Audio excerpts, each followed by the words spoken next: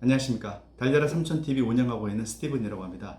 며칠 전에 우한 폐렴 관련된 영상을 하나 올렸습니다. 그거 올리고 난 이후로 중국 정부에서 발표하고 있는 통계 자료라든가 한국에서 뉴스 같은 거를 모니터링 하고 있는데요.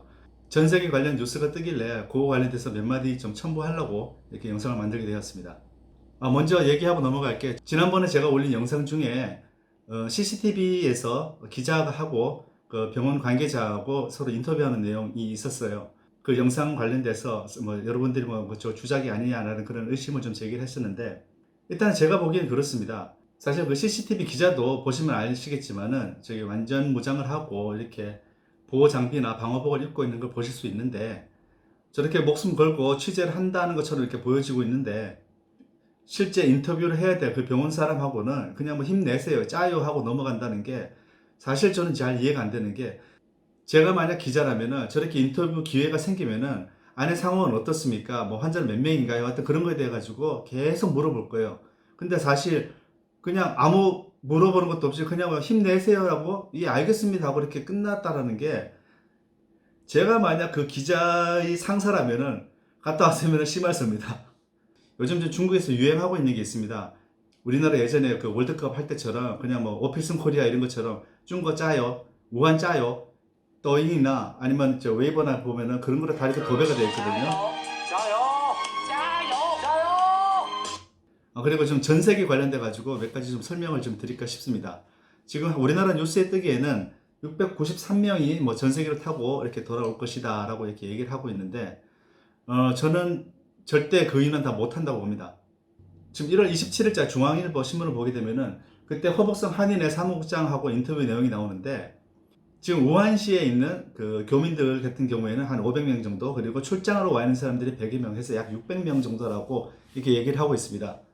근데 신청자는 693명이라고 하는데, 이게 어떤 걸지 대충 감이 오는 게, 한인회 쪽에서 우한시만 계산했을 수도 있고요. 우한시 옆에 있는 소도시들에서 이렇게 사람들 오게 되면은 좀 더 많아질 수는 있겠죠. 근데 제가 보기에는 이건 거의 100% 다문화 가정입니다. 다문화 가정의 문제는 다 아실 거고요. 보통 이제 아버지가 한국 사람이고 어머님이 한족이나 조선족, 그래서 중국 사람이 되는 거죠. 그렇게 이루어진 집을 얘기하는데, 거기에 만약 자녀가 있지 않습니까? 자녀가 있게 되면은 이제 거기서부터 이제 문제가 발생합니다. 국적에 대해서 한국하고 중국하고 서로 바라보는 시선이 다릅니다. 기준도 다르고요. 저는 지금 우한 대한민국 총영사관에서 공지해 있는 전세계 신청 공지를 지금 보고 있습니다. 그 안에 내용이 어떻게 되어 있냐면은, 중국 국적자는 중국 정부 방침에 따라 우리 국민의 가족이라도 탑승할 수 없음에 라고 나와 있습니다.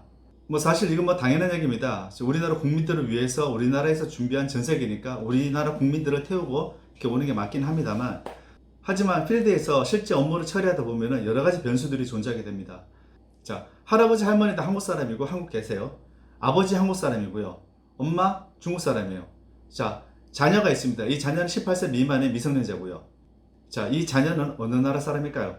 자, 우리나라 국적법, 자, 법제처 홈페이지 들어와 있습니다. 우리나라 국적법에 따르면은 만 20세 전에 복수 국적자가 된 사람은 2년 내에 하나의 국적을 선택해야 된다고 나와 있어요. 이때 한국 국적을 할지 중국 국적을 할지 선택하면 되는 건데, 중국 입장에서는 엄마든 아빠든 부모 중에 한 명이 중국 사람이면은 얘는 그냥 중국 사람입니다. 사실 해외에서는 이것 때문에 문제 소지가 되게 많은 게, 제가 제외한국학교에서 근무를 하다 보니까 지금 알게 되는 그런 상황들인데요. 제외한국학교는 교민들의 자녀를 위한 거니까 한국 국적자만 가능합니다. 그래서 중국 국적자는 들어올 수가 없거든요. 그래서 저희 학교에 들어오기 위해서 중국 국적을 포기하는 어떤 그런 신청을 하고 프로세저를 거쳐야 되는데, 이게 쉽지가 않습니다. 돈도 꽤 들고, 그리고 1년에서 2년 정도까지도 이렇게 시간이 걸리는 거로 제가 알고 있어요. 우리나라 뉴스 보면은 693명이 전세계 탑승 신청을 했다고 이렇게 나오는데요. 저는 그 중에 3분의 1은 아마 못하지 않을까 생각을 합니다. 일단 신청은 교민들이 자기 가족, 국적 안 따지고 다 신청을 하신 것 같아요. 특히 자녀 같은 경우에는 한국 여권도 있고, 한국 여권이 있다 하더라도 한국 국적자는 아닙니다. 18세 이하의 자녀도 한국 여권을 가질 수가 있어요. 근데 문제는 뭐냐면은 중국 정부에서 보기에는 얘는 중국 사람이다 이거죠. 걔 중국 법률에 따르면 얘는 중국 애기 때문에 얘는 못한다라고 얘기를 할 것이고요. 자, 그러면은 본인이 다문화 가정의 가장이라고 생각을 해봅시다. 난 지금 우한에 살고 있고요. 여기서 중국 사람이랑 결혼해가지고 애가 한두 명 있어요. 자, 근데 비행기를 탈 수 있는 사람은 법률에 따라 가지고 자기 혼자밖에 안 되는 겁니다. 그렇다면은 애하고 와이프하고 무한에 벌어두고 자기만 살자고 나갈 거예요? 아시다시피 지금 우한은 지금 봉쇄가 되어 있습니다. 지금 한국 가게 되면은 이 봉쇄 풀릴 때까지는 다시는 못 들어와요. 뭐 사람마다 상황이 다 다르겠지만은 제가 만약 그런 상황이다. 애하고 집사람 남겨놓고 나 혼자 갈 수밖에 없는 그런 상황이 될 것 같으면은 저는 그냥 우한에 남을 것 같습니다. 아마 이거 관련돼서 좀 탑승 가능자 명단이 일단 교민들에게 뿌려지게 되면은 우리 애는 왜 안 되냐, 우리 와이프는 왜 안 되냐 이런 거 관련돼 가지고 민원실에 와서 난장판 될 것 같아요. 그게 뭐 눈에 선이 보입니다 지금. 담당하시는 영사님하고 행정원하고 그 민원 뭐 다 듣고 있겠지만은 그냥 듣고 있을 수밖에 없을 거예요. 중국 정부 입장에서는 지금 공무원들 어설프게 움직였다가는 바로 목 날아갈 그런 상황이니까 절대로 뭐 편의를 봐준다거나 그러진 않을 겁니다. 법대로 완전히 공정하게 이렇게 처리를 하려고 할 것이고요. 만약에 조금이라도 뭐 편의를 봐줬다 하게 되면은 다른 쪽에서 또 다른 뭐 중국 힘 있는 우한시에 있는 힘 있는 중국 사람들이 뭐 쟤는 되는데 우리는 왜 안 되냐 이런 식으로 또 나올 거니까 아마 칼같이 정확하게 이렇게 진행을 할 것이고요. 그래도 그나마 다행인 게 우한에 영사관이 2개가 있습니다. 우리나라 영사관하고 프랑스 영사관이 이렇게 2개가 있는데 이게 왜 다행이냐면은 영사관에서는 중국 쪽에 외사 판공실이라고 하는 데를 통해서 이렇게 외교적 접촉을 하게 이렇게 되어 있는데요.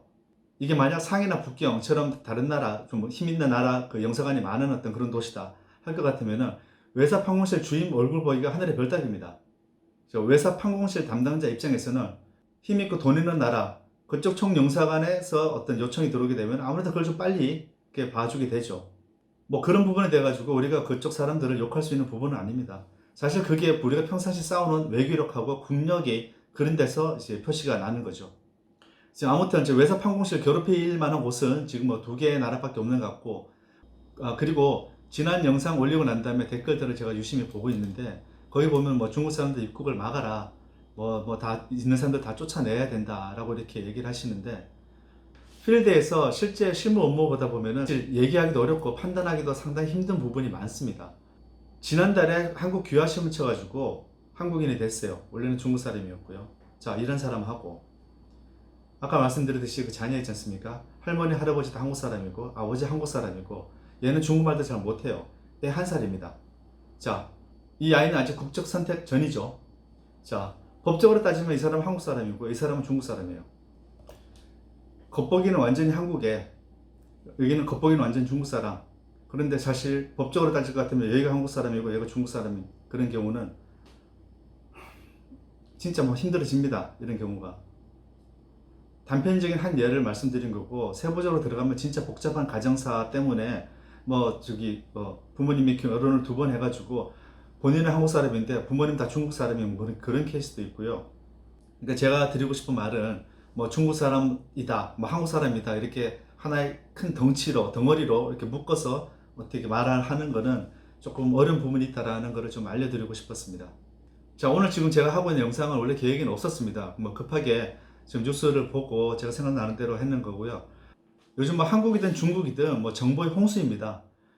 TV나 뭐 인터넷 보면은 뭐 뉴스는 뭐 쏟아져 나오고 있는데 요즘은 그런 정보의 홍수 속에서 뉴스의 진위를 파악하는 능력이 필요한 시대인 것 같습니다. 인터넷 뉴스든 공중파 뉴스든 본인이 잘 취사 선택해서 현명하게 판단하시길 부탁드리겠습니다. 며칠 내로 중국 현지에서 보내주는 친구들의 정보를 토대로 또 영상 하나 만들어서 올리도록 하겠습니다. 자, 오늘은 여기까지 하겠습니다. 감사합니다.